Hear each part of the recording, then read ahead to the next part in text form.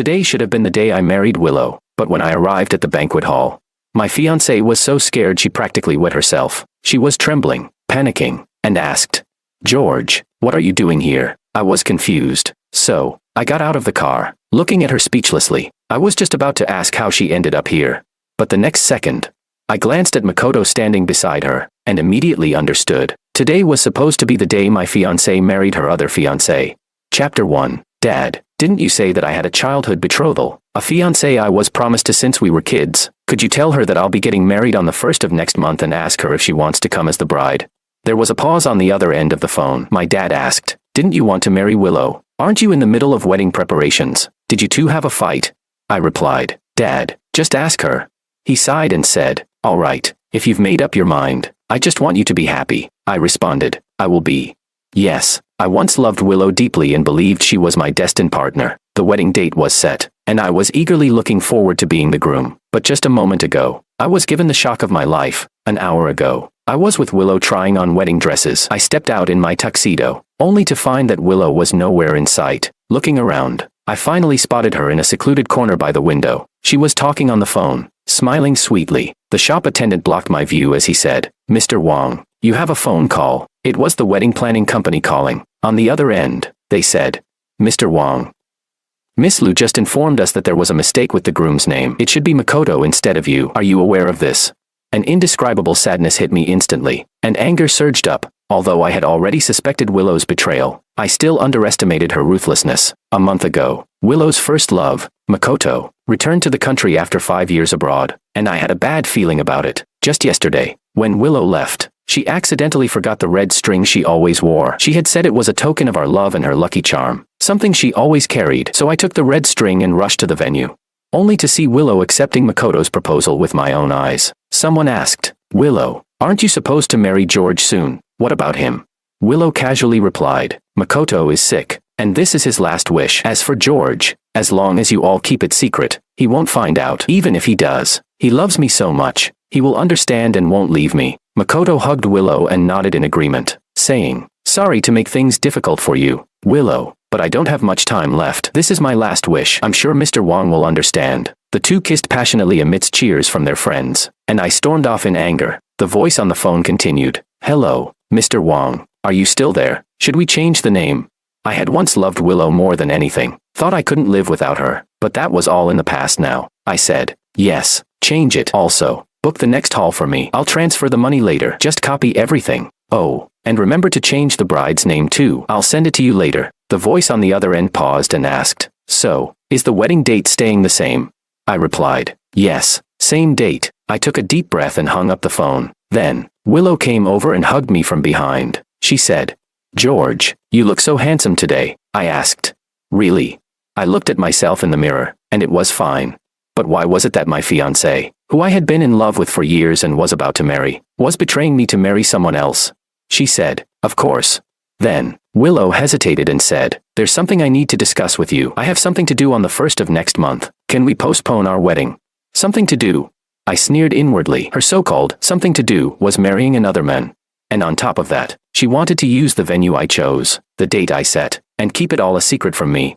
I replied, "All right, let's postpone it then." This answer caught Willow off guard, and she seemed a bit panicked. She said, "I love you, George. I will marry you. Wait for me. I swear I'll love you forever." "Ah, there's something at work. Wait for me to get home." Watching her hurriedly take off her wedding dress and leave, I found her vows laughable. I knew that in Willow's heart, she believed that my love for her had no limits. Even though I knew she was marrying someone else, she thought I wouldn't leave her. But this time, she was wrong. Not only will I leave, but I'm going to marry on the same day she does. Chapter 2. When I got home, I started packing up my things. Halfway through, Willow came back. She said, "George, I just got back as soon as I could from work. Did you miss me?"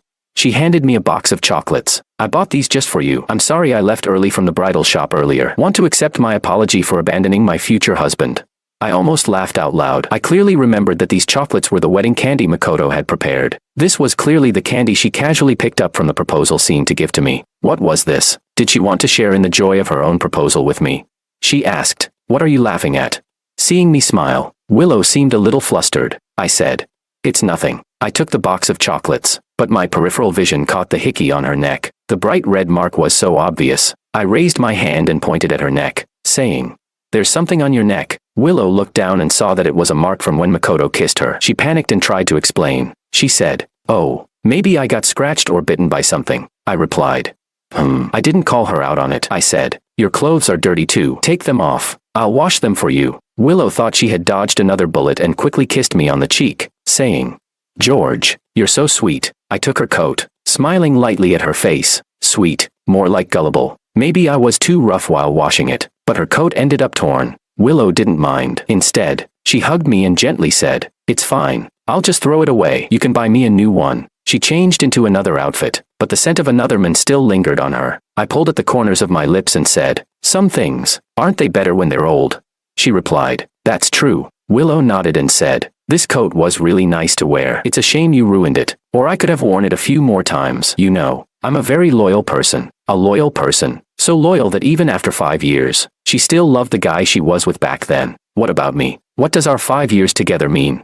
From childhood, I've never lacked admirers. After graduating from college, I applied to the same company where Willow worked. The moment I saw her, I fell for her, but my pride kept me from making the first move. Somehow, Willow also started to like me and began pursuing me passionately. At first, I was worried about our different statuses and didn't dare agree to her advances. Until one day, when the company caught fire, when the fire alarm went off, everyone rushed to escape. I had been resting in the lounge because I was sick and didn't notice. It was Willow who turned around and pulled me out of the fire. At that moment, I decided to be with her forever and love this woman with all my heart. 5 years. I'll always remember the day we got together. Willow swore to me, "George, I promise I will love only you in this lifetime." Seeing the sincerity in her eyes, I hugged her and said, "Willow, I will love and spoil you for the rest of my life."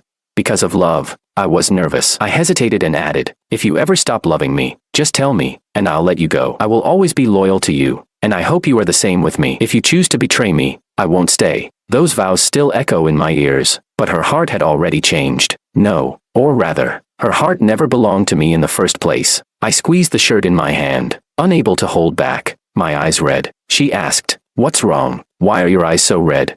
I replied, "It's nothing. She was the one who betrayed me first, so I will keep my promise and leave." After finally calming down, Willow, as usual, tried to kiss the corner of my mouth, but I pushed her away. She awkwardly cleared her throat, let go of me, and stretched out her hand asking for a gift. She said, "By the way, what about the gift you promised me?" I told her to wait and went upstairs. I took out the wedding invitations Willow and I had picked together. I took a pen and wrote Anna and my names in the place for the bride and groom, then put the invitation back in its box. Downstairs, I handed her the box. She asked, "What's this?" Willow was curious, wanting to open it, but I stopped her. I said, "Open it on the 1st of next month." When she heard the date, her hand trembled. Wasn't that the day she was going to marry Makoto? She asked, "Why?" I said, "Because the 1st of next month was supposed to be our wedding day." I smiled, taped the box shut, and said, "Now that the wedding is postponed, I'm giving you a big gift. You'll have a surprise." "Great. I love surprises." She tapped my nose, then jumped into my arms. She said, "George, I'm really happy today." Happy? The light in my eyes dimmed little by little. What was she happy about? Maybe she was happy about marrying another man. Thinking I was clueless, I was sad, but Willow couldn't see it. That night, Willow went to take a shower. I sat on the couch scrolling through my phone, and by chance, I saw a post from Willow's friends. The post was of Willow being proposed to. She wrote, "The love I once envied has finally come true. Let's celebrate tonight at the usual place." I froze for a moment, about to click on it, but then a comment popped up. The comment said, "You dare post this? Did you block George?" The reply was, "Am I that stupid?" Of course, I blocked him. I looked at the comment, a mocking smile curling at my lips. When Willow and I first got together, she took me to meet her best friends. When they saw me, they all called me Wong Bro, Big Brother Wong. But now, they were all helping Willow keep the fact that she was marrying another man from me. In just a second, the post was deleted. Soon, Willow came out of the bathroom. She said, "George, you." She had just washed her hair and hadn't even dried it yet. Rushing out in a panic, I asked, "What's wrong?" I raised my eyes to look at her, expressionless, as if I hadn't seen anything. Seeing that I didn't react, Willow sighed in relief. She said, "It's nothing. I just wanted to tell you that I'm done washing." I stood up and was about to head out when I heard Willow talking on the phone with her best friend. She said, "Are you crazy? Hurry up and delete the post. What if George sees it? I told you, this can't get out. Do you want us all to die?" The other side replied, "All right, it's deleted. He definitely hasn't seen it. By the way, you still haven't come to the celebration for your proposal. Makoto is already here." Chapter 3. Willow was still hesitating when I suddenly walked in and asked, "Who are you on the phone with?" She replied, "Oh, it's just Maria and the others. They're asking me out for a get-together." I said, "Is that so? It's been a while since I've seen them. Let me take you there and meet them too." I wanted to see how well they could keep their secret when I showed up. Willow tried to make excuses but failed to stop me. She could only anxiously lower her head, fiddling with her phone and warning her friends. When we arrived at the bar's private room, I spotted Willow's friends at a glance. They were all sitting obediently, drinking. Seeing me, they greeted me. "Wong bro." "Hello, Wong bro. Thank you for your hard work tonight. There's no one else, just us women." I chuckled. "So, does that mean I'm not supposed to be here?"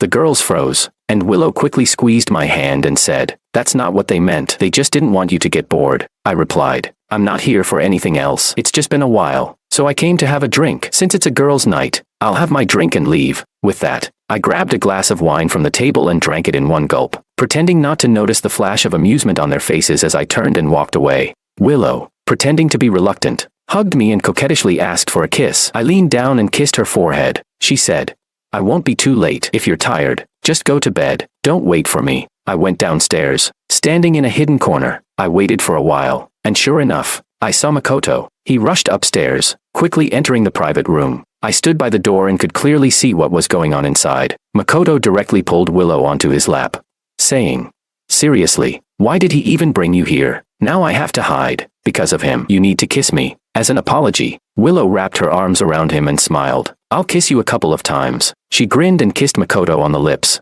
Her friends laughed. "Oh wow, you're making us all jealous." Makoto laughed heartily. "What's there to be jealous of? I'll bring some guys over soon, and we'll have some fun." Before long, he called a few men over, and the group began drinking, playing games, and having a lively time with Truth or Dare. By chance, the first person to be punished was Willow. A friend teasingly asked, "Willow, tell us, who do you like more, Makoto or George?" Hearing this question, Makoto didn't get angry. Instead, he looked pleased and said, "Be honest. Just don't say it's because I'm a patient." Willow answered, "George." Makoto furrowed his brows. "I'm still here." Willow, lying in Makoto's arms, carelessly replied, "I like you too, but who told you to be so decisive back then? Marrying you now is just fulfilling your wish before you die. After that, it's George who'll be with me till the end. That's how we promised. Next time, don't let something like this happen again. Keep it a secret from George." She thought to herself, George couldn't tolerate this kind of thing. If he found out she was still ambiguous with another man, he would probably break up with her. But Makoto couldn't be left alone. He had returned from abroad, terminally ill, and his last wish was to marry her. After all, he was the man she had once loved deeply. How could she ignore him? As long as she kept it from George, once Makoto was gone, she'd marry George and take care of him for the rest of her life. That way, no one would get hurt. It was the best of both worlds. Makoto hugged her, gritted his teeth, and said calmly, "I don't mind. I was the one who left you. I'm just happy that you're willing to spend this time with me. I love Willow, and I don't want to hurt her boyfriend. So everyone needs to keep this secret for Willow." I stood frozen outside the door, my face drained of all color. Their words felt like sharp blades, cutting through my heart again and again. They pierced my insides, making me feel as if my whole body was drenched in blood, the pain unbearable. When I heard Willow's choice, I felt nauseous, like I was going to throw up. I never imagined that the woman I had loved for 5 years was so rotten at her core. I leaned against the wall, trembling uncontrollably, feeling intense pain. My strength drained away slowly, and I collapsed to the floor. I don't know how long it was before I could gather enough strength to get up. I dragged my feet, my gaze empty, heading downstairs. But after only a few steps, I couldn't hold on anymore. I finally fainted and tumbled down the stairs. Chapter 4. Help! Someone fell down the stairs. I heard shouting in my ears, and soon, a crowd gathered around. Before I closed my eyes, I saw Willow and her sisters one by one, leaving from the side. Seeing the commotion, they just glanced over and walked away. Of course, they had no idea that the person surrounded by the crowd was already me, long gone. When I woke up, I was in the hospital. A nurse was changing my bandages. "You're awake?" I asked. "How did I end up here?"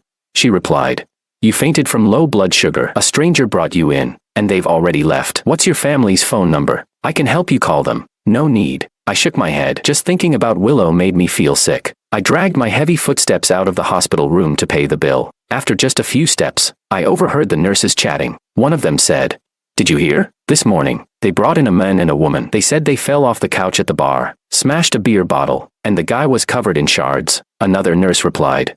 I saw it. The situation was so intense. I didn't expect the younger generation to play so wildly these days. The first nurse said. That woman looks really familiar. I think she's been on TV. The other nurse agreed. Yeah, she does look familiar. What's her name again? I think her last name is Lou. My steps froze. Before I could ask more, I saw two figures walking toward me in the distance. The nurse saw them and quickly lowered her head and walked away. She said, It's them. They're quite good looking. But what kind of wild game are they playing?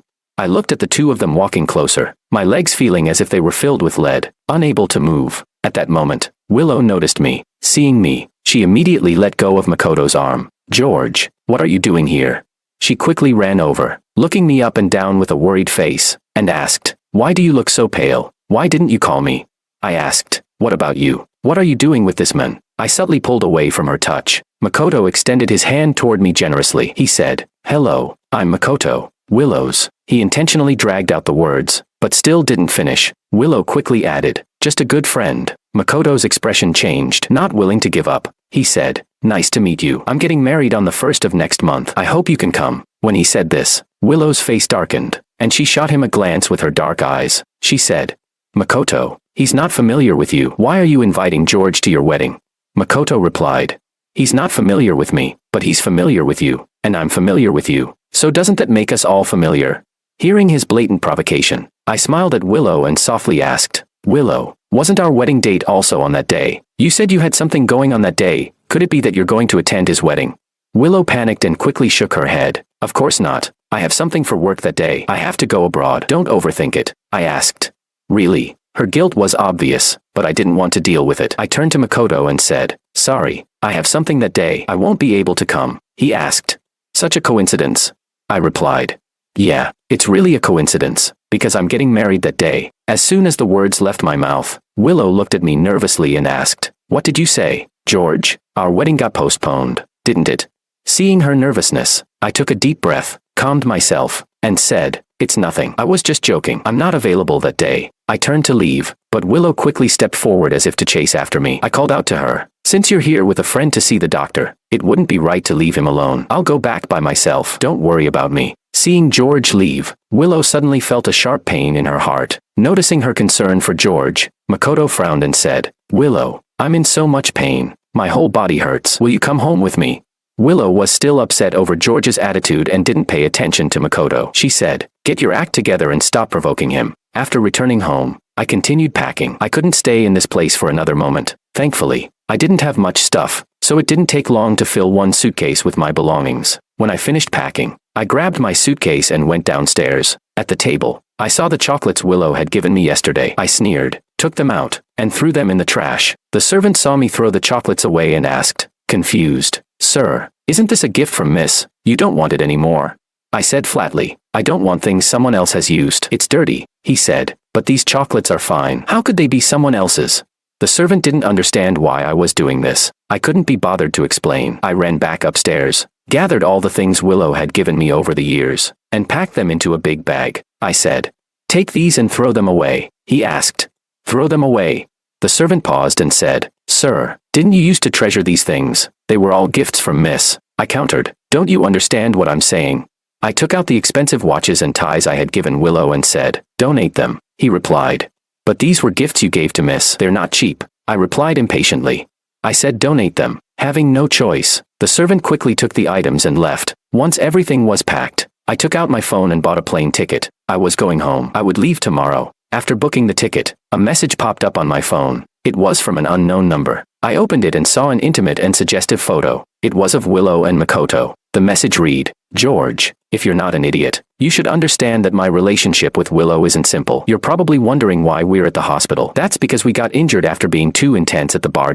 By the way, I'm getting married on the 1st of next month. The bride isn't anyone else. It's your girlfriend, Willow. I'm her first love, the one she's always loved. You were just her replacement when she was lonely over the past 5 years. Every word was filled with provocation. Looking at the pictures and the text, I couldn't hold back my anger. 5 years of love. How could I not care?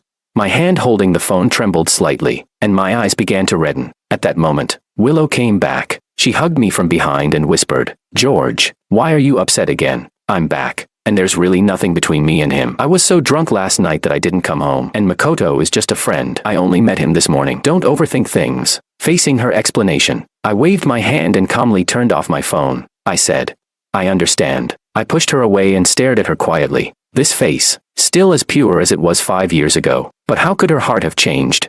Chapter 5. I couldn't hold back and tightly squeezed her shoulder. Willow winced in pain from the pressure, but her previously anxious heart finally calmed down. She said, if you're upset, just squeeze me again. It's fine, as long as you're not angry. So tender, yet so disgusting. I immediately grabbed her arm and squeezed it again. After all, she asked for it. Willow, do you remember I said that everything can be forgiven, but if you betray me, I will leave and marry someone else? Willow's expression changed instantly. She said, George, what are you talking about? I, Willow, have always believed that the person I will grow old with is you. I will always love only you, and I will never change. The one who loves me the most, yet tangled with another man, ending up in the hospital. The one who loves me the most, yet has delayed our wedding for the wishes of another man, leaving me to take on a second-hand product. I looked at her, as if trying to peer into her heart to see what she was truly thinking. In the end, I just nodded and said nothing. I said, I understand. Willow hugged me again, but I pushed her away. As soon as she got close, I remembered the scene of her hugging Makoto at the bar. It was too disgusting, too repulsive. At that moment, Willow finally noticed the suitcase next to me. Her heart, which had been momentarily calm, tightened again. She grabbed my arm and asked, whose suitcase is this? Where are you going? I replied, my mom said I should go back home for a while since the wedding is soon. She asked, is that so? Willow let out a sigh of relief and said, I understand. Some customs require the bride and groom not to meet before the wedding, although the wedding has been postponed. If you're feeling homesick, you can stay at home for a few more days. I smiled and didn't say anything, picking up my suitcase and preparing to leave. Willow offered to see me off. She said, let me send you back. I looked at her with a half smile and said, no need. Didn't they say the bride and groom should have some freedom before the wedding? Willow, you might need that too, right? What are you talking about? Willow pouted and said, George, I would never do anything to betray you. After you leave, I'll remain pure until the day we get married. I slowly lowered my head, sighed deeply, as if I had given up all hope. I said, fine, do as you please. I'm leaving now. Pushing her away, I left the house without looking back. Watching my retreating figure, Willow felt a strange sensation, though she couldn't quite understand why. But soon enough, she contacted Makoto. When I finally got home, my parents were overjoyed and bombarded me with questions. You finally came back. The Su family has agreed to the wedding on the 1st of next month. But didn't you say you were going to marry Willow on that date? Why the sudden change of bride? Yeah, you little rascal. Marriage is no joke. Don't mess around. If you like someone, marry them. Your mom and I aren't so old-fashioned. I felt exhausted and didn't want to say anything. I said, Mom, Dad, I'm really tired. I just want to go to my room and sleep. I dragged my tired body upstairs, and knowing that I was in a bad mood, my parents didn't ask any further. My mom said, all right, get some rest before the wedding. I'll find a time for you to meet that girl from the Su family. Okay, I replied. No need. If she's fine with it, we'll just meet on the wedding day. Since I had already decided to marry, whether we meet or not didn't matter anymore. Chapter 6. Finally, on the eve of the wedding, Willow finally sensed that something was wrong. At the bachelorette party, she vented to her friends. Recently, George has been ignoring me and not answering my calls. Could it be that he's figured something out? Her best friend said, no way, we've kept it so well hidden. He couldn't possibly know. Just focus on marrying Makoto tomorrow. That's right. Enjoy the time with Makoto. He doesn't have much left. Once you get through this month, George will come back to you obediently. Willow was still worried, but the wedding day with Makoto was approaching, and she couldn't think too much about it. The next morning, her mother was so excited that she cried while laughing. She said, my son, today he's finally getting married. I said, Mom, marriage is a good thing. Why are you crying? She replied, how could I not cry? You little rascal, finally grew up. She sobbed, but luckily, we're familiar with the Su family. I've met Anna a few times. She just came back from Kyoto. I heard she's a military officer and quite good-looking. Her family's conditions are as good as Willow's. Saying this, her mother was about to show me a picture on her phone, but I stopped her. I said, forget it, Mom. I'll see her in person soon. No need to look at photos. I checked the time. It was already 7 in the morning. I had to head to the hotel. Willow should have already left by now. It was time to tell everyone I was getting married. I took out my phone and posted an update. I'm getting married. Congratulate me. Soon, a flood of comments appeared. Congratulations. 5 years of love finally come to fruition. Finally marrying Willow. I envy you guys. May you and Willow be happy forever.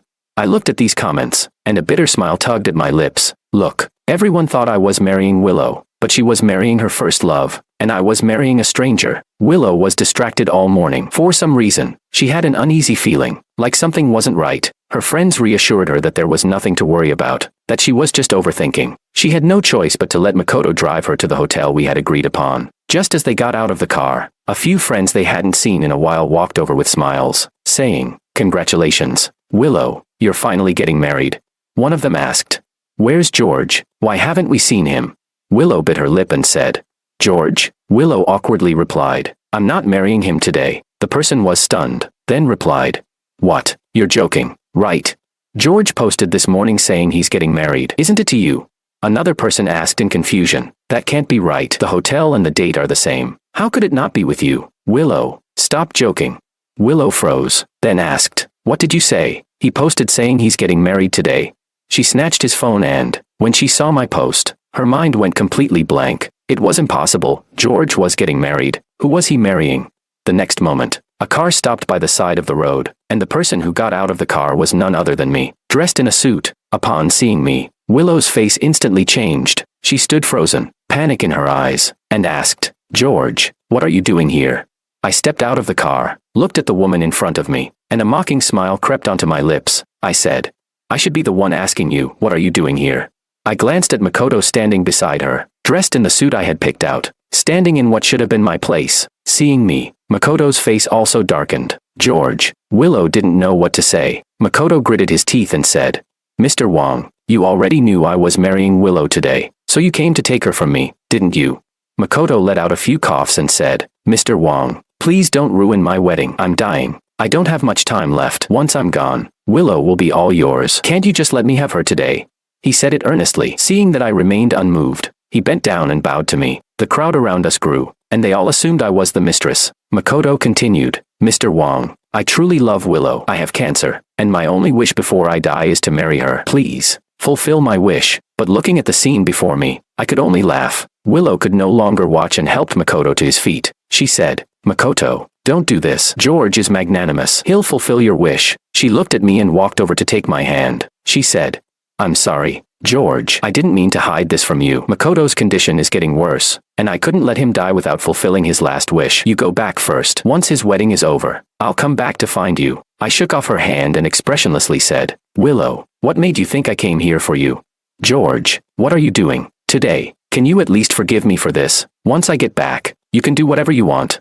"Yeah, George, things have already reached this point. Be generous and let Willow marry Makoto." Her friends suddenly appeared from who knows where, all trying to persuade me to be generous. "Willow still loves you. Her actions show that she has a big heart. George, you've always been so generous. Please go back now." I looked at these women and sneered, each one of them, truly generous, but unfortunately, I couldn't do it. I said, "I'll say it again, I'm not here for you." With that, I lifted my foot to enter the hall, but Makoto blocked my way. He said, "George, you won't fulfill my wish, will you? You want to watch me die, don't you?" As soon as he finished speaking, he suddenly raised his foot and slammed it into a nearby pillar. The crowd gasped as blood dripped from his forehead, staining his suit. Makoto. This action made all of Willow's hesitation and guilt disappear. She embraced Makoto and asked, heartbroken, "Why did you have to do this?" Makoto replied, "Willow, you know, my biggest wish in this life is to marry you. Now that Mr. Wong won't fulfill it, I'd rather just die now." "Don't worry, I don't blame you, nor do I blame Mr. Wong. I only blame my bad luck." After saying this, he even spat out blood. Seeing this, Willow raised her eyes, and the look in her gaze toward me slowly turned cold. Chapter 7. George, do you really need to watch Makoto harm himself before you'll stop? When did you become so cruel and heartless? Her accusation pierced through me, and I felt a sharp pain in my chest. So, this is how she sees me, but it didn't matter anymore. I was done with this farce. Someone spoke up. "Willow, the ceremony is about to start. We should go in." Willow helped Makoto up, shot me a glance, and then left without looking back. A person approached and offered some words of consolation. "George, it's really unnecessary. Since Willow said Makoto doesn't have long to live, just let them be. Don't make a scene. There are too many people watching." I sighed. "I told you, I'm not here for Willow. I'm getting married today, in the room next door. If you all have time, you're welcome to join us." With that, I turned and walked into the hotel lobby. People exchanged confused glances, unsure of whether to believe me. Someone said, "Willow really has two men fighting over her. Impressive." By the time I entered the hall, Most of the family had already arrived, but there was still no sign of the bride. My mother started to panic. Anna isn't coming, is she? My father chuckled. Don't be silly. The Sue family is here. How could Anna not come? I heard she's been on her way since yesterday. She's probably just running late. Both my parents seemed anxious, but I sat there expressionless, a storm brewing in my chest. Am I nervous? Of course, I am. I'm about to marry a stranger I've never even met. Someone I don't know if she's beautiful, tall, or even kind. Do I regret it? No, I'm not getting any younger. It's time to marry. If the person isn't someone I love, does it really matter who it is?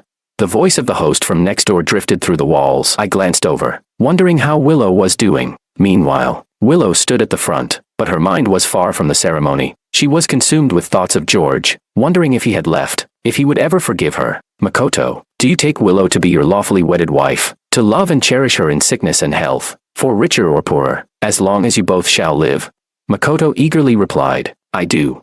Willow, do you take Makoto to be your husband, to love and cherish him forever, for better or for worse, no matter what? Willow was so deep in thought about George that she didn't even hear the host's question. Willow. Makoto pulled at her wedding dress. What is it? The host is asking you a question. Sorry, Willow said, snapping back to reality, just in time to hear the host's second question. But before she could answer, someone in the audience spoke up. Wait, so George is really getting married, in the next room? Another person asked, is that for real? Let's go check it out. If they've been together for 5 years and still aren't married, but now they're both marrying someone else, it's pretty shocking. As the crowd surged toward the exit, Willow's heart raced, though she knew George was probably lying. Still, she couldn't stop herself from feeling anxious. She tried to follow the crowd, but Makoto grabbed her arm and shook his head. Willow, don't go. Today is our wedding day. So many of our friends and family are here. What would I do if you left me? Willow gripped his hand. I'll just be a moment. George has always been so composed. I'm worried about him. And what about me? Don't you worry about me. I'm dying. Makoto's violent coughs made his words more urgent. Willow didn't even look at him as she said, I'm sorry. I have to check. What if George really is marrying someone else? I'll regret it forever if I don't find out. Makoto huffed. I'm going with you. Makoto and Willow both left the stage, leaving the guests baffled, while the host stood frozen, unsure of how to proceed. It was an unprecedented situation. Both the bride and groom had left the ceremony. Back in my hall, the auspicious time for the ceremony had arrived, but the bride was still missing. Although the Sue family kept apologizing, saying Anna would be there soon, the audience was starting to murmur. Is this wedding just a joke? Did George do this on purpose to mess with Willow? Yeah, what's going on? Are we eating here or at Willow's side? I think we should go to Willow's. At least they have a bride. Makoto had been worried that Willow might see me marrying someone else and change her mind. But now, hearing these comments, he didn't need to worry. No bride had appeared on my side, and he could make a scene without hesitation. Wong, you don't need to do this, Makoto said, walking over with an exaggerated, dramatic expression. What's the point of making a spectacle of this? Just to embarrass Willow? Willow hadn't seen the bride yet, so she relaxed a little. She thought Makoto had a point, so she turned to me. George, don't do this. Just come down from the stage and wait for me at home. I scoffed. Wait for you? Willow, what makes you think I'll wait for you? I've waited 5 years, and now, what's the result? You're marrying someone else. George, what do you want me to do for you to come back? Willow's face was pale with frustration. I looked at her with cold irony. I'll come back after my bride arrives and after we've completed the ceremony. Stop pretending. George, there's no bride. That's why she hasn't shown up yet. Makoto stepped forward and grabbed Willow's hand. Willow, I think he's just trying to mess with you. He's acting like this just to get a rise out of you. Let's just ignore him and go back. Okay. Willow, trusting Makoto's words, turned to leave. I called out, Willow, since you're here, why not have a drink at my wedding? I walked off the stage, poured a drink, and handed it to her. Willow didn't take it. Instead, she looked at me as if I had lost my mind. George, come to your senses. This is pointless. If you want to put on a show, you should have at least hired a bride. You can't do this alone. My father spoke up, his patience running out. What show? This isn't a show. He finally had enough and said, my son is getting married today. If you want to stay and have some wedding drinks, you're welcome. But if you're just here to make trouble, then leave. Willow furrowed her brow and asked, Father, at your age, you're still playing along with this farce? I sighed. Dad, just ignore her. I took a deep breath. Whatever. Anna hasn't shown up yet, so Willow won't believe I'm actually getting married. But it doesn't matter whether she believes me or not. It's irrelevant now. Willow said, all right, I don't have time for this anymore. George, if you're really getting married today, then I wish you a happy wedding. She stopped arguing, taking the drink from my hand, and turned to leave. Makoto smiled smugly, looking back at me as if victorious. But then, The door suddenly swung open. A woman, covered in dust and dirt, her clothes torn and disheveled, walked in. My parents gasped. Anna, you're finally here. I looked up. The woman I was about to marry had finally arrived, but her appearance was far from what I expected. Dirty, ragged, and not at all the image of a bride. Although I couldn't clearly see her face, her presence was undeniably remarkable. My father had mentioned she was a soldier, and her poise and figure confirmed his words. Not bad. After all. Chapter 8. Sorry, Mr. and Mrs. I'm late. Before Anna could explain, Makoto already burst out laughing. A beggar. George, are you sure you want to marry a beggar? His voice was loud enough for everyone to hear clearly. Willow, irritated, snapped. George, if you want to provoke me, at least don't bring a beggar to the rescue. Do you think this is funny? Anna glanced down at herself. She had just been in a car accident, having saved an elderly woman from under a car, which explained her disheveled state, but to be mistaken for a beggar was a bit much. She didn't bother to explain. Instead, she lifted her gaze and looked directly at her groom. His noble demeanor and handsome features were undeniable, but his character, she wasn't so sure. I said, even if she's a beggar, I'm still marrying her today. Without hesitation, I walked over to Anna and took her hand. Willow, let me introduce you. This is my wife, Anna. Anna. Willow froze, her mind racing. She vaguely remembered me mentioning once that I had a betrothed from childhood named Anna. At that time, she never took it seriously, assuming I would never leave her. But now, George was actually marrying that woman. She stammered, George, stop playing. Come with me. Willow's voice quivered as she reached for my arm, trying to pull me away. I stood still, unmovable. Anna swiftly shook off Willow's hand. She said, are you out of your mind? Can't you see we're here to get married? Anna had long heard about my 5-year relationship with Willow, and it was obvious that this was the woman in question. Anna gave Willow a quick once-over. Honestly, she didn't seem that special. It seemed my new husband didn't have the best taste. Willow asked, who are you? What right do you have to speak to me? Willow finally started panicking, her heart racing, her legs going weak. She had always assumed I was just putting on a show, but the realization that I was truly marrying another woman made her anxious. Anna replied, can't you tell? I'm George's wife. Anna casually draped her arm around mine. Seeing her touch me, Willow's face turned ashen. Willow's eyes flashed with fury, and she warned, don't touch him. She nearly lunged at Anna, but my father couldn't take it anymore. He stepped forward, his voice cold. Willow, this is my son's wedding. What do you think you're doing? Uncle, George can't marry another woman. He's my boyfriend. She tried to explain, but my dad sneered. He's your boyfriend. Then who is this next to you? Miss Lou, we all value face here. Today is my son's big day, and I don't want to escalate things. You should leave now. Uncle, she's just a beggar. Are you really going to let George marry a beggar? A beggar? Who dares call our General Sue a beggar?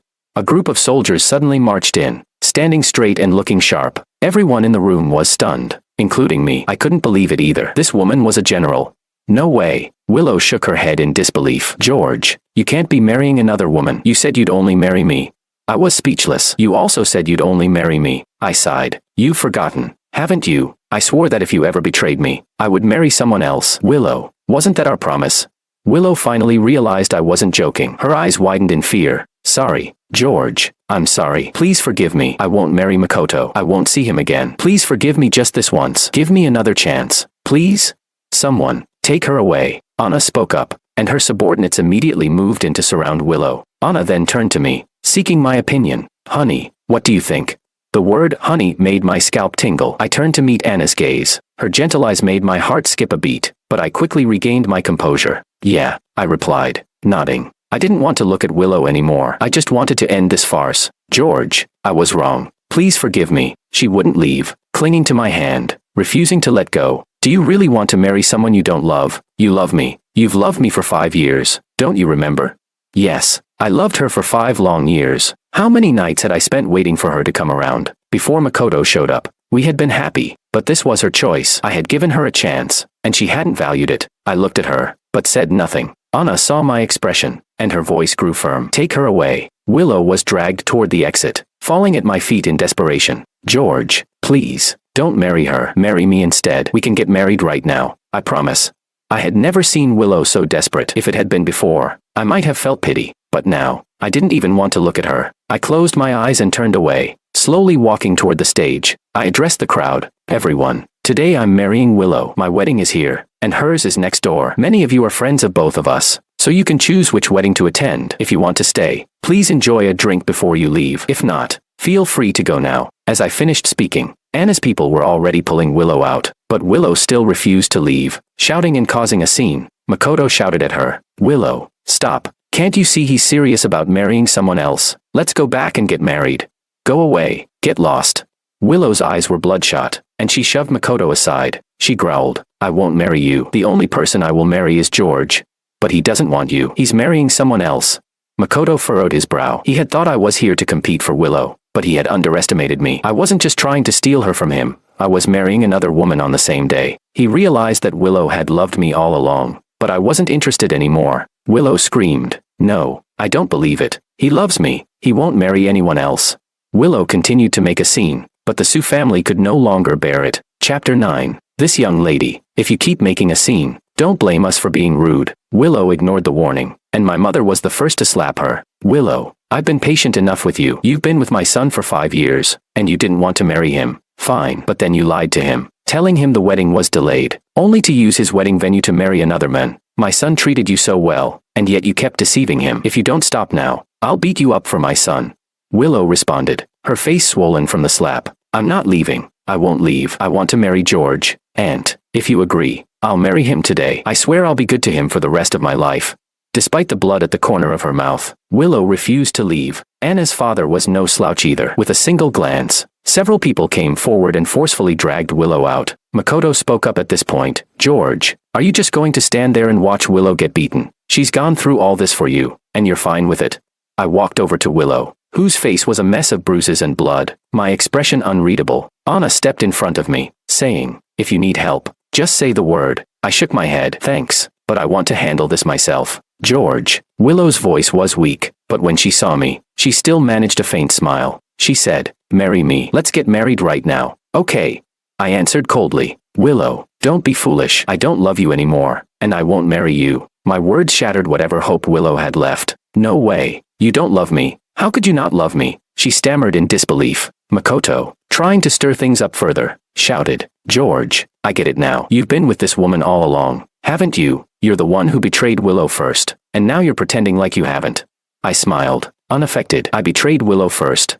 I continued, "Both my family and the Sue family can vouch that Anna and I are meeting for the first time today. We've never met before. As for you, Mr. Ito, you knew full well that Willow and I were a couple, but you still tried to get her to marry you. If anyone is guilty of betrayal, it's her, not me." Makoto tried to deny it. "Willow and I are clean. There's nothing between us. She's only marrying me to fulfill my last wish. We haven't done anything to hurt you." I took a deep breath and turned to Willow. "Willow," I said softly, "you tell me, have you ever done anything to hurt me?" Willow froze, looking guilty as she avoided my gaze. After a long silence, she finally shook her head. "No, George, I swear. Makoto and I are innocent. We haven't done anything. I only love you," she insisted. Hearing her words, I felt the last shred of hope I had for her completely vanish. Looking at the swollen face before me, I realized how wrong I had been about this woman all these years. I closed my eyes and handed my phone to the wedding planner. "Please put these photos on the big screen," I said. The planner was momentarily shocked when she saw the photos but quickly did as I asked. Everyone in the room was confused at first, until the big screen displayed a series of intimate photos, followed by the provocative messages Makoto had sent me. Each photo and message appeared one after another, flashing before everyone's eyes. Makoto's face drained of color as he realized I had saved everything, including the screenshots of his messages. The guests murmured in shock. "Oh my God, how could this happen?" Willow was completely outrageous. She claimed they were innocent, but they've even slept together. What innocence is there? At that moment, Willow and Makoto became the target of everyone's scorn. Willow, her face battered and swollen, stood frozen in place, her mind unable to process what was happening. After what felt like an eternity, she turned to Makoto, grabbing his wrist and screaming, "Makoto, I told you not to provoke him. Are you crazy? You sent those photos to George." Her appearance was terrifying, and Makoto finally seemed to feel the weight of his actions. "I'm sorry, Willow. I love you so much. I didn't know what else to do. Please forgive me," he begged. I turned to Willow and asked, "Do you have anything to say, Willow?"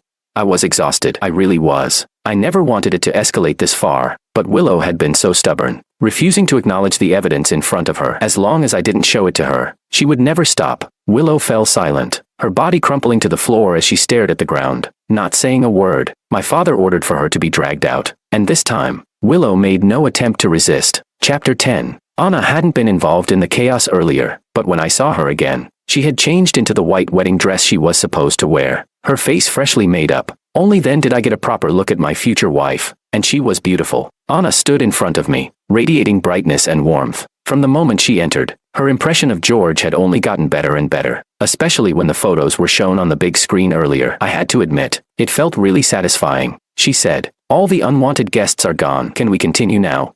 Anna extended her hand to me. I nodded and took it in mine. She asked, "You won't regret marrying me, right?"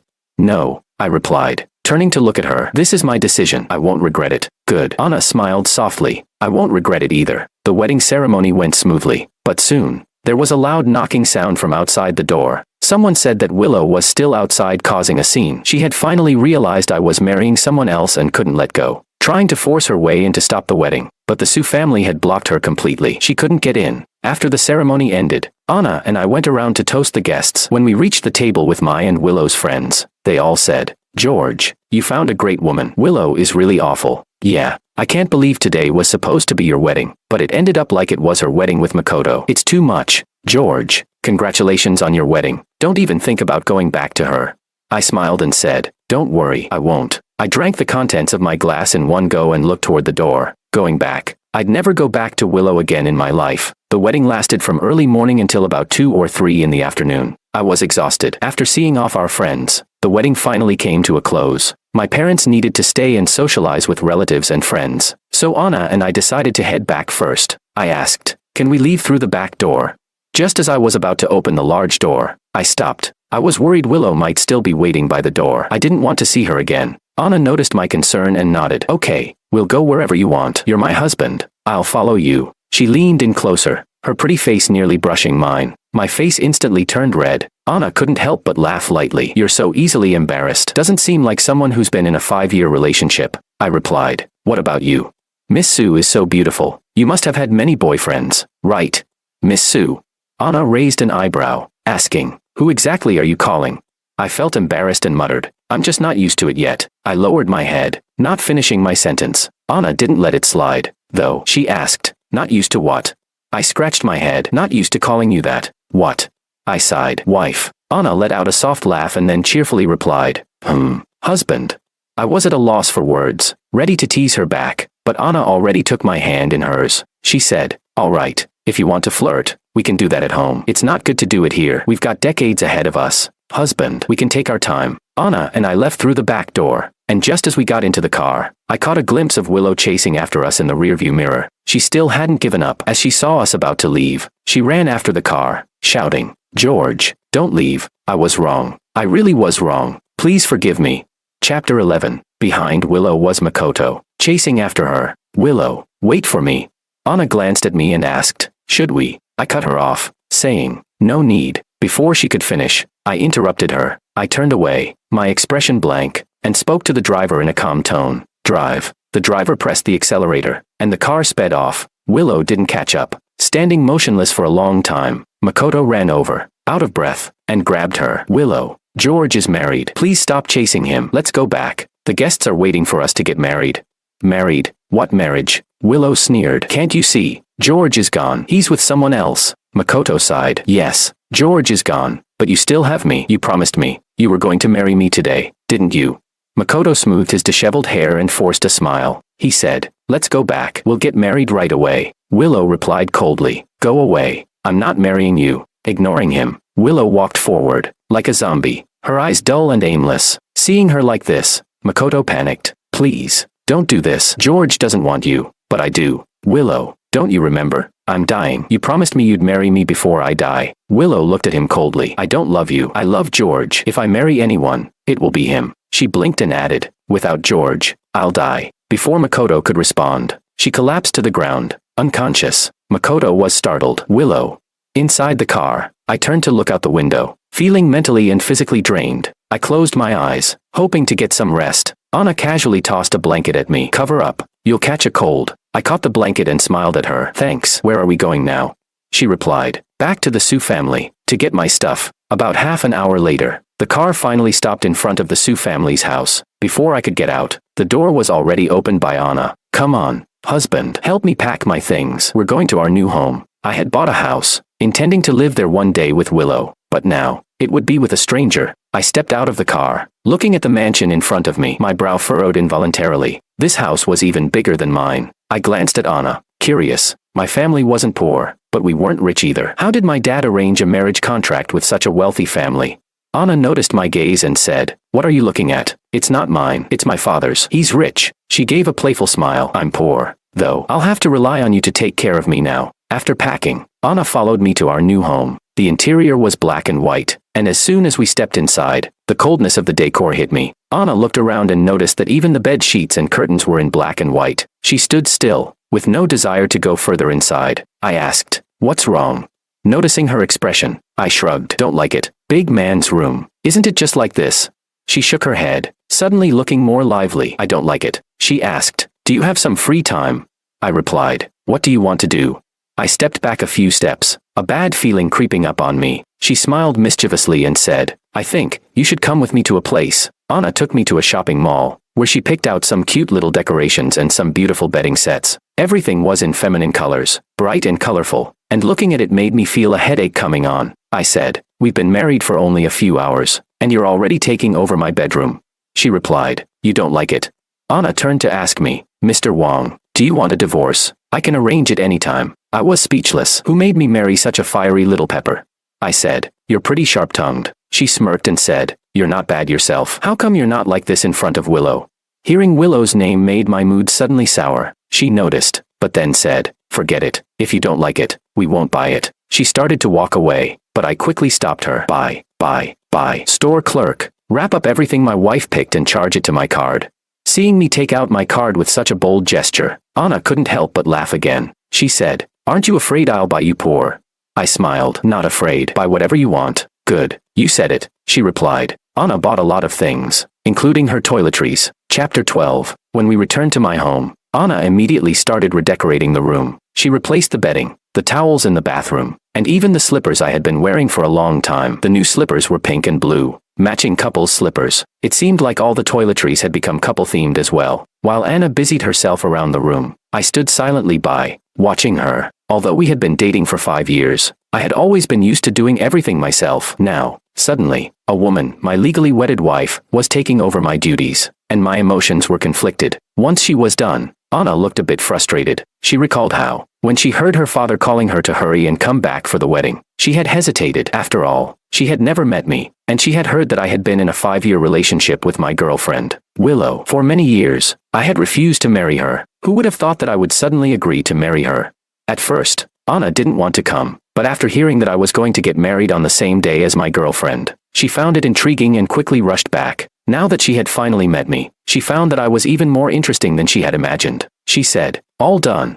Once everything was tidied up, it was already dark. Anna yawned, then climbed into bed and said, "Let's sleep." I watched her lie down, and then it hit me. We were married, and technically, we should sleep in the same bed, but it was still hard for me to accept sharing a bed with someone I had only just met. On the very first day, "You go ahead and sleep. I'm not tired yet," I said, walking over to the sofa to sit down and pretend to read. Anna saw through my pretense. She smiled, then got up from the bed. "All right, no more teasing. I know you're really tired. Get some rest," she said. She walked out and went to the guest room. I sighed in relief and was about to fall asleep when my phone rang. Seeing the flashing number, I tightened my grip on the phone. It was a call from Willow. I didn't want to answer, but the call kept ringing, so I finally picked up. "Hello?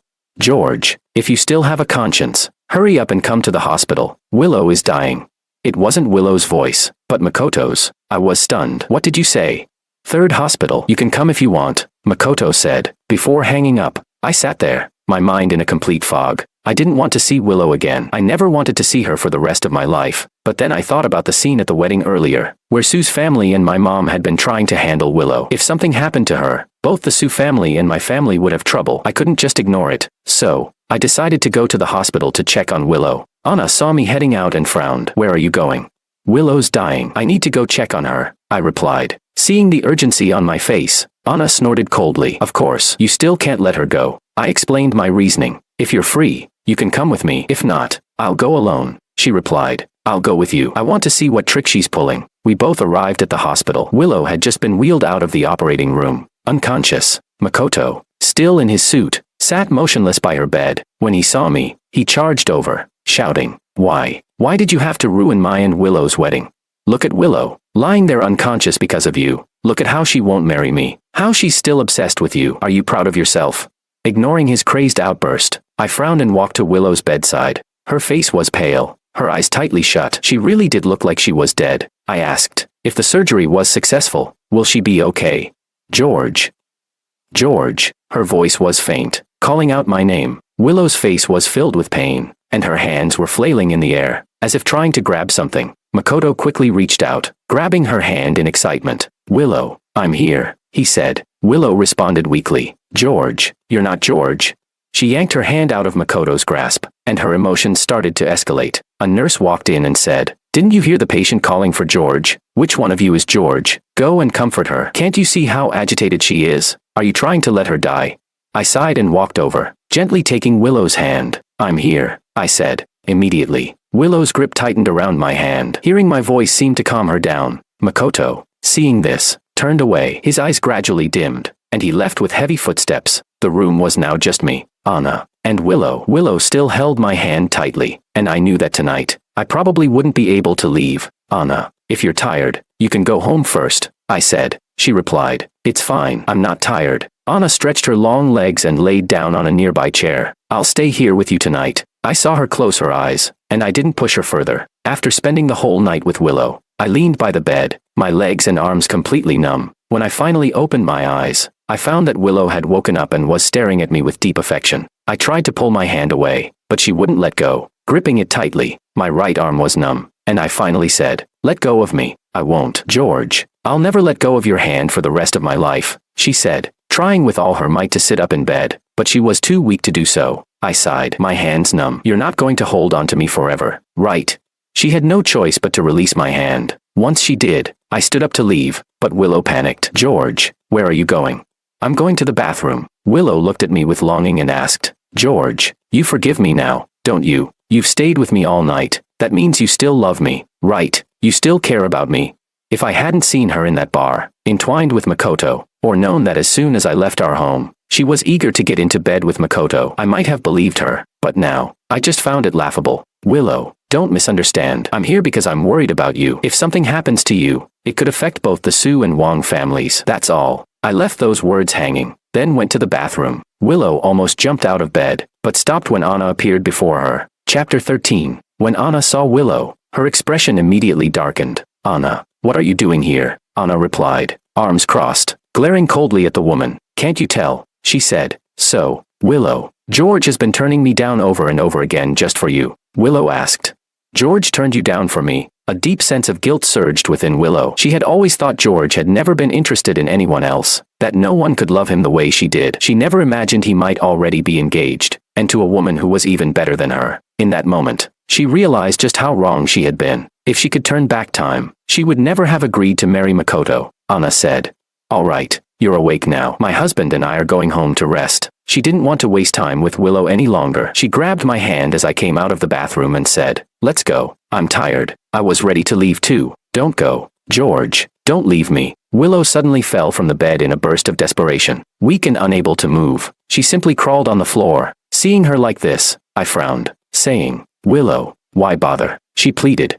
George, don't leave, please. I know I was wrong. Don't go. I beg you. Anna's anger flared up instantly when she saw Willow in such a pathetic state. She marched over, grabbing Willow by the arm and roughly throwing her back onto the bed. Don't make me say it again. George is my husband now. Don't interfere with him, or I won't be so nice. Without waiting for a response, Anna pulled me away. She walked quickly, and I had to take a few hurried steps to catch up. Once we were in the car, Anna turned to me and asked, You're not going to be stupid and go back to her, right? The woman in front of me was beautiful, but her words were sharp as a knife. I replied helplessly, No, why would I go back to her? Good. Just remember, I'm your wife. Anna leaned in, her face so close that I could see every detail. My heart began to race uncontrollably. I asked, What do you want? Before I could even react, she leaned in closer, terrified. I closed my eyes. Then, the sound of my seatbelt clicking made me snap back to reality. Anna glanced at my flushed face, a smile tugging at her lips as she sat up straight. She said,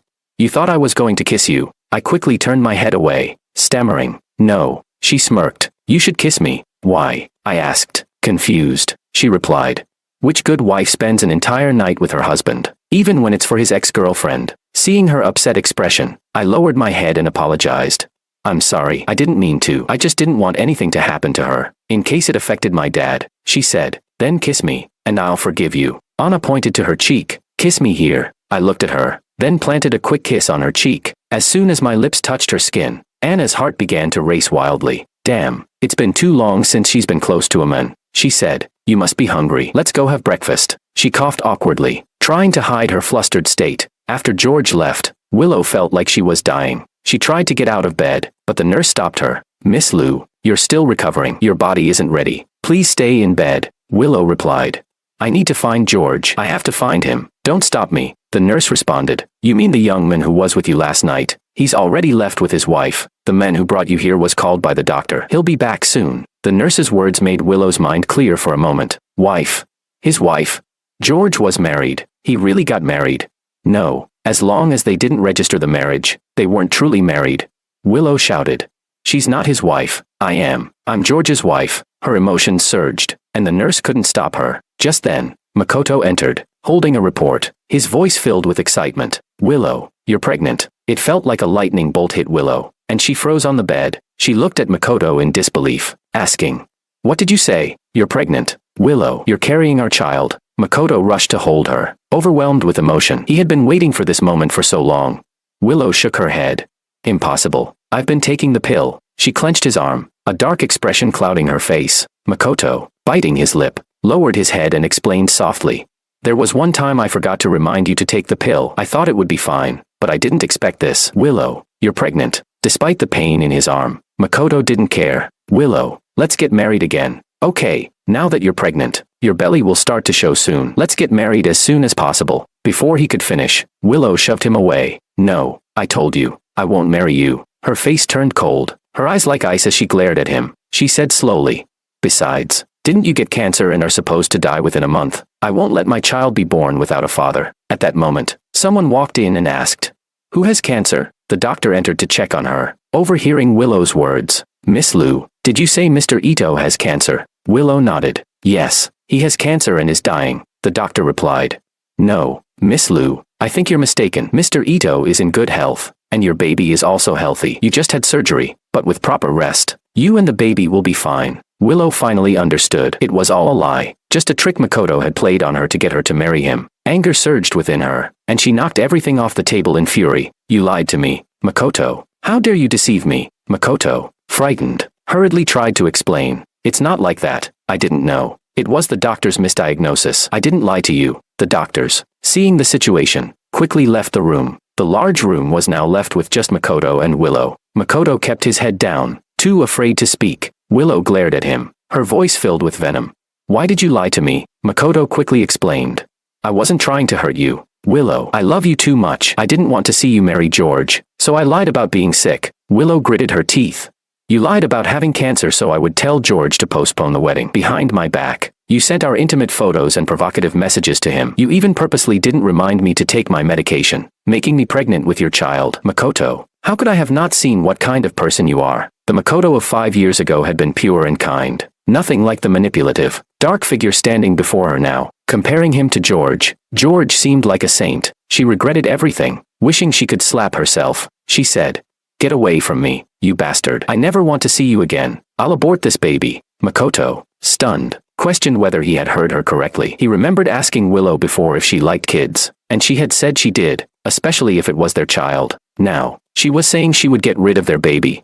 Chapter 14. Willow, do you even know what you're saying? The child inside you is my flesh and blood. How can you say you're going to get rid of him? Willow raised her eyes, her expression emotionless, as cold as a machine with no feelings. She said, to be precise, he's not even a child yet. It's only been less than a month, just a cell. Her lips parted, but the words that came out were cruel and heartless. Cell. Makoto couldn't believe what he was hearing. He shook his head and took a step back, his voice shaking. Willow, that's our child. How can you say something like that? Just then, a woman's voice came from the door. Child? What child? Willow's sisters had come to visit. As soon as they entered and saw Makoto's heartbroken expression, they understood what was going on. Willow, you and Makoto are having a baby. Makoto said, please, you have to help me. Desperate, Makoto didn't know who else to turn to, so he pleaded with them. The sisters were startled by his distress. George, get up. Don't kneel in front of me. Makoto, in agony, said, "Willow wants to abort our child." His voice trembled with pain. "Please, help me talk to her, please." The sisters gathered around Willow's bed, trying to persuade her. "Willow, are you out of your mind?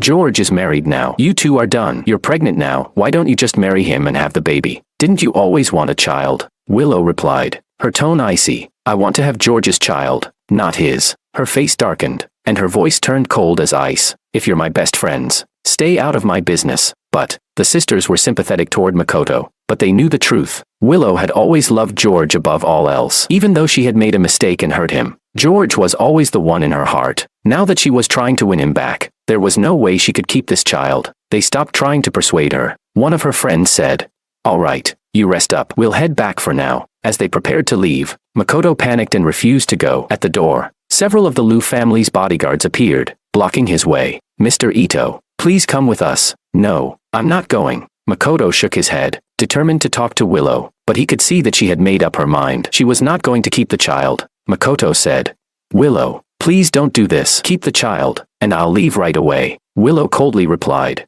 "I'm going to see a doctor today and get an abortion. I'll have the child removed right away." Her icy words shattered Makoto's last hope. He collapsed onto the ground, too weak to fight anymore. In the end, 2 men dragged him out, and Willow was sent back to the operating room. Makoto hadn't expected this. He thought he could use the child to force Willow to marry him, but he only learned she was pregnant an hour ago. Now, in that short time, the child was going to be taken from him. His eyes red and his heart breaking, Makoto helplessly cried out, "I need to see Willow. I need to see her. Please, spare our child." One of Willow's men, seeing his despair, tried to comfort him. "Mr. Ito, you're still young. You'll have a wife and children one day." But before he could say more, Makoto, overwhelmed with grief, fainted, losing all consciousness. Chapter 15. When Makoto woke up, Willow had already finished her surgery. Willow sent someone to deliver a plane ticket to him. "Miss Liu bought you a ticket for this afternoon's flight." This afternoon, Makoto sneered. He didn't expect Willow to hate him so much. She had just undergone surgery, and yet she wanted him completely gone from her life. "I want to see her." "Sorry, Miss Liu said she won't see you." The man locked the door to the hospital room and added, "When the time comes, I'll take you to the airport." Makoto stared at the plane ticket in his hand, and suddenly burst into maniacal laughter. But as he laughed, his tears started to fall. "I shouldn't have come back. I shouldn't have." After dealing with Makoto's situation, Willow was soon able to get out of bed. Ignoring the doctor's advice, she dragged her aching body back to the home she shared with George. The house was empty, cold, and silent.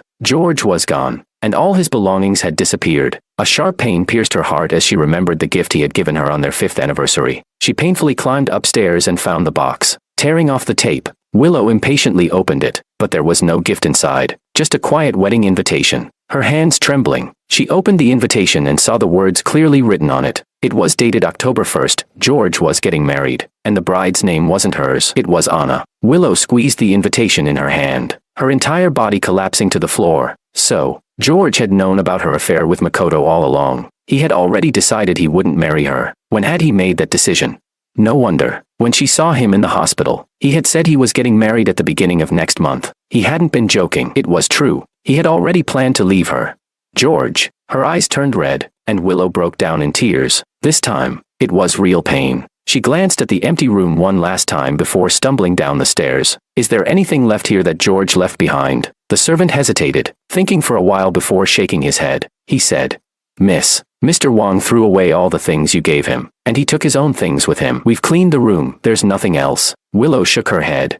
"No, there's still something." She looked down at the invitation in her hand. She never imagined that the last thing she had related to George would be his wedding invitation. "Miss, weren't you supposed to be getting married to Mr. Wang? Why hasn't he come back with you?" The servant seemed puzzled. Not only had Willow returned without him, but she also seemed so weak now. Willow replied, "Yes, I'm going to get George back." The servant's words gave Willow some strength. She ordered for the address of the Su family to be found and immediately had a car drive her there. At the door, she said, "I'm looking for Anna." The servant looked at her warily and said, "Miss is not home. She left early this morning to go to the horse farm with the young master." "The horse farm?" "Yes. Miss said they were going abroad for a vacation soon. There are a lot of horses there, and the young master doesn't know how to ride. So Miss is teaching him first." Willow gritted her teeth. Honeymoon. Her anger surged within her as she quickly got into the car and headed toward the horse farm without hesitation. Chapter 16. The air at the horse farm was fresh, and the view was vast, which lightened my mood. "Come here." A woman waved at me from a distance, and for a moment, I was in a daze. This confident girl, with every movement she made, exuded an alluring charm. She wore a riding outfit, holding a pony by the reins, a smile playing on her lips, leaving a group of men around her mesmerized. Some of them walked up to her, asking for her phone number and WeChat. I frowned, my face darkening immediately. I walked over quickly, took the man's phone, and punched in a string of numbers. Here's the number. Thank you. The man was overjoyed, running off happily. Anna looked at me curiously. Did you really give him your number? Yes, I said, raising an eyebrow. What? Do you want to give him yours? She snorted. Are you jealous? Anna seemed pleased with my reaction. She smiled at me, then pointed at the pony beside her. Do you like it?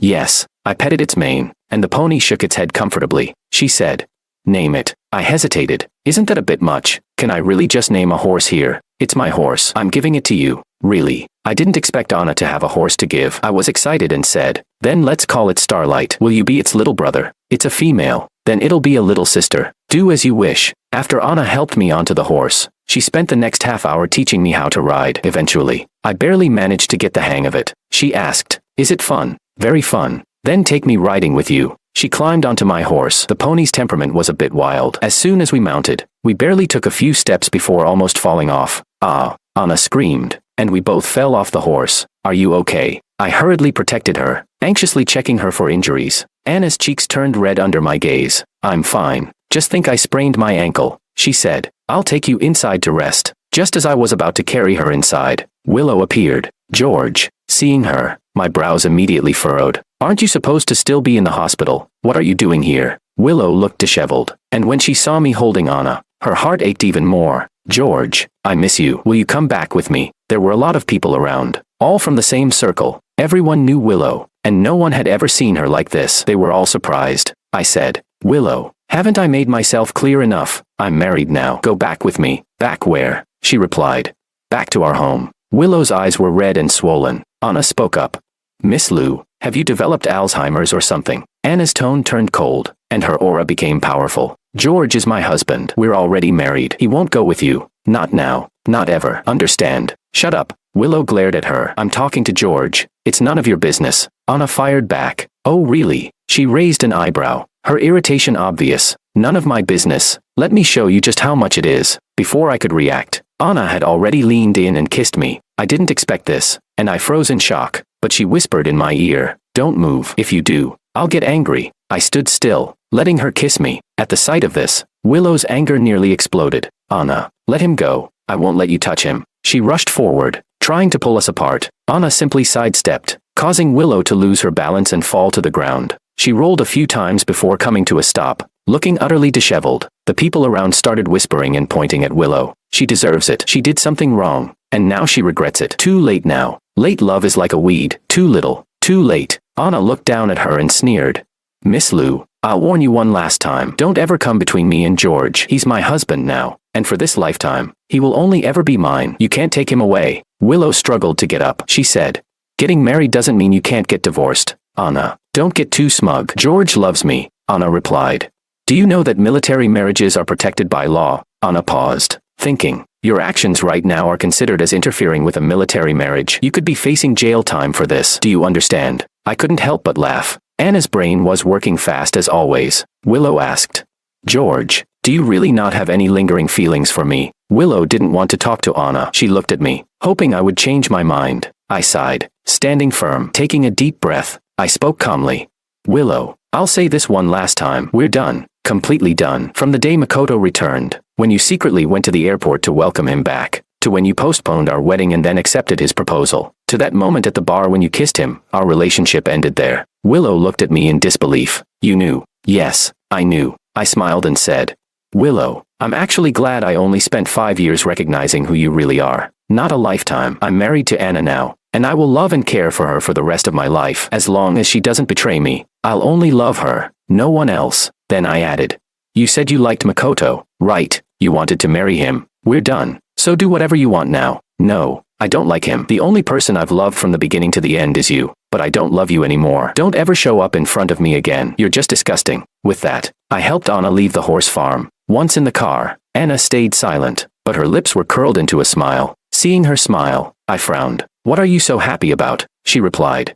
Nothing. I'm just happy. After Anna graduated, she joined the army. Although there were many boys around her, she had never really understood what it meant to love someone. But today, it seemed like she had figured it out. What's so funny? I didn't quite understand Anna's mood. I was just tired of Willow's constant pestering. As if reading my thoughts, Anna spoke up. The tickets are already booked. We're leaving first thing tomorrow morning. Our honeymoon awaits. I laughed. Thanks, she asked.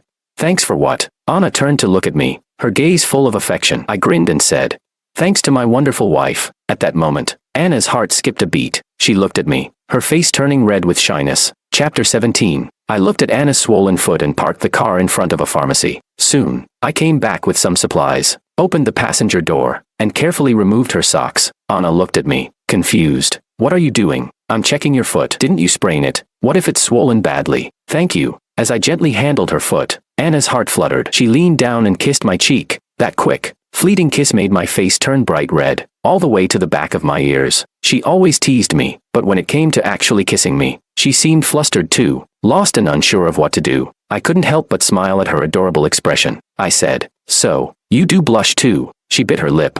Who's blushing? I massaged her ankle, and she let out a soft gasp. Ah. I immediately pulled my hand back, asking, does it hurt? She shook her head.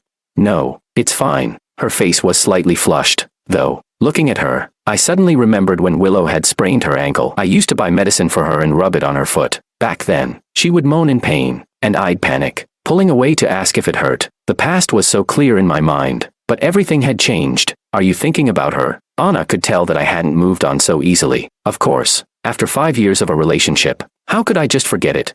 I replied, I won't think about her anymore. I cupped Anna's face gently, looking into her eyes. I will fall in love with you, Anna. She smiled.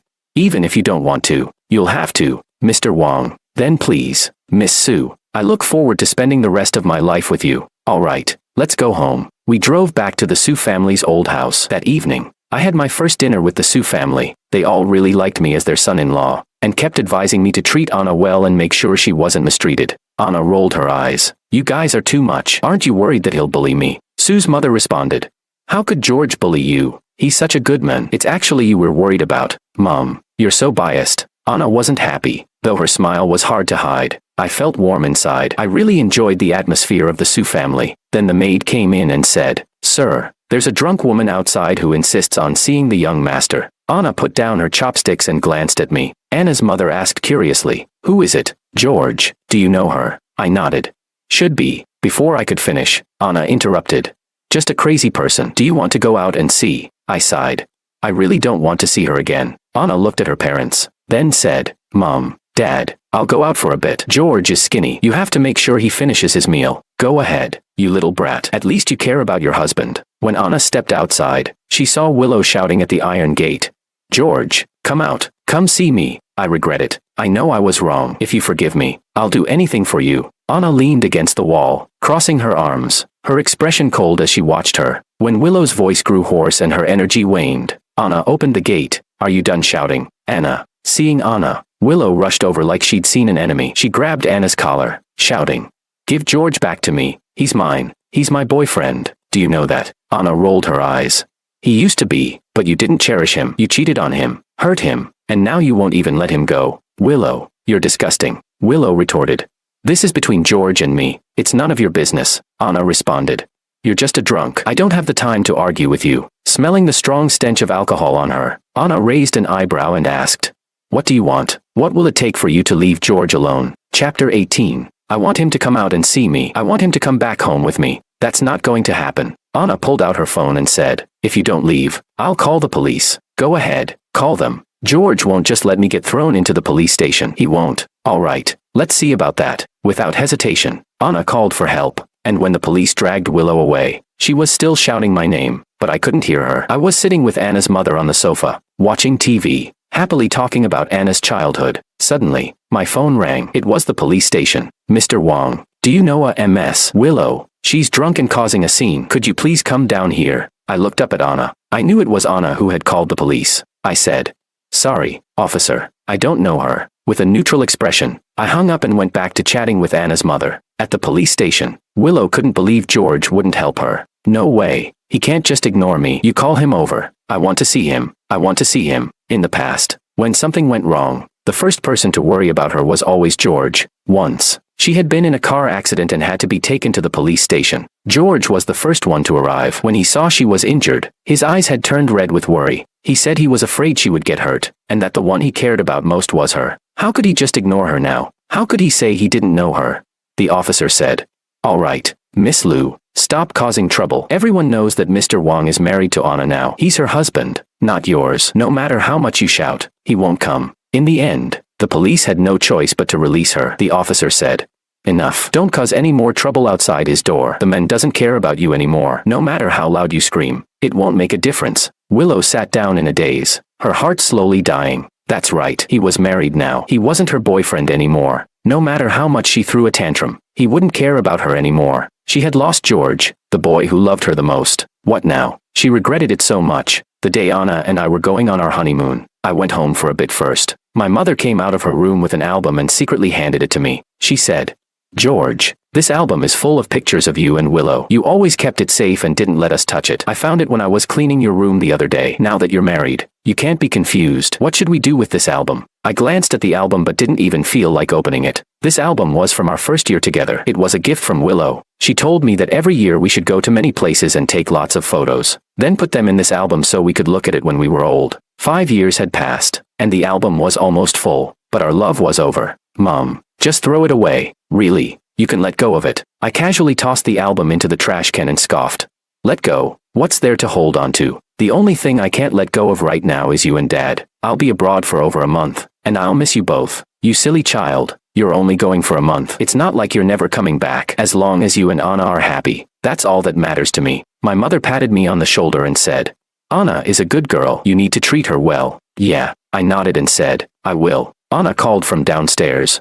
"All right, George, it's time. We should go." Coming, we got in the car, and when we reached the airport, I thought I saw Willow's shadow, but when I looked again, she was gone. "What are you looking at?" Anna asked curiously, scanning the area, but she saw nothing. I said, "Nothing." I shook my head. "Let's go." Once we passed through security, I walked straight ahead, never looking back. Chapter 19. After George left, a woman slowly stepped out from behind a pillar. She had watched him leave with her own eyes, and it felt like her heart was being torn apart. She still loved him so much. She couldn't forget him, but he hated her now. He didn't want to see her anymore. Willow wasn't willing to give up. She decided to wait for him to come back. Over the next month, Willow changed a lot. She wanted to prove to George that she had become a different person. She waited for the day he would return, eager to show him how much she had changed. But when he finally came back, the first thing he did after getting off the plane with Anna was go to the hospital. Willow rushed there as fast as she could. By the time she arrived, they were just walking out of the doctor's office. George was holding Anna's hand, his eyes full of love as he gently scolded her. The doctor said no more eating so much ice cream. Did you hear me? I know. I only had a few more than usual. Look at you acting all scared. Anna looked up at George with a playful smile, but her hand instinctively rested on her stomach. Then she said, "What do you think? Will our baby look more like you or more like me, baby?" Hearing that word, Willow's entire body froze in place. Her mind went blank. Just a little over a month had passed, and he already had a child with Anna. She had thought she still had a chance. How could he already have a baby with someone else? Hadn't he once said he wasn't in a rush for kids? Hadn't he said they were still young? Then why? Why did it turn out like this? George chuckled, running his hand through Anna's hair as he replied, "If it's a boy, he'll be handsome like me. If it's a girl, she'll be as beautiful as you." Anna playfully smacked his shoulder, rolling her eyes. "You're so full of yourself." The man caught her small hand in his own, squeezing it gently. His voice was filled with warmth. "Have you only just realized that? But don't worry, I'll spend a lifetime spoiling you and our baby." The two of them were lost in their happiness, walking right past Willow without even noticing her. George was truly happy now. He had fallen in love with Anna. He would never think of Willow again. Willow realized then there was no longer a chance for her and George. Her mind flashed back to something George had once said. "Willow, when we have a baby one day, I'll give you the grandest fireworks display to celebrate our child's birth." That night, Willow ordered the biggest fireworks show the city had ever seen. For a full 3 hours, the sky was filled with dazzling fireworks, never stopping. The moment the first explosion lit up the sky, I was having dinner with Anna at a restaurant. Everyone around us turned to look at the view outside, taking out their phones to capture the display. A girl nearby asked, "Today isn't a special occasion, why are they setting off fireworks?" Her boyfriend chuckled. "Do you like it? If you like it, I'll set off fireworks for you too," the girl teased. Then when I have our baby, you better give me a sky full of fireworks just like this." The boy smiled. "Of course, I promise." Listening to them, I suddenly stopped cutting my steak. I slowly lifted my head and let out a quiet sigh. Anna noticed. "What's wrong?" she asked. "Nothing," I replied. I cut a piece of steak and placed it onto Anna's plate. "Eat more. You're eating for two now." I withdrew my gaze from the fireworks and took a bite of my food. "It's delicious." I smiled softly. "Willow, this must be your doing. But the truth is, this was supposed to be a promise I fulfilled for you. A grand fireworks display to celebrate our baby. But everything has changed. Fortunately, I've moved on. I have a happy family now.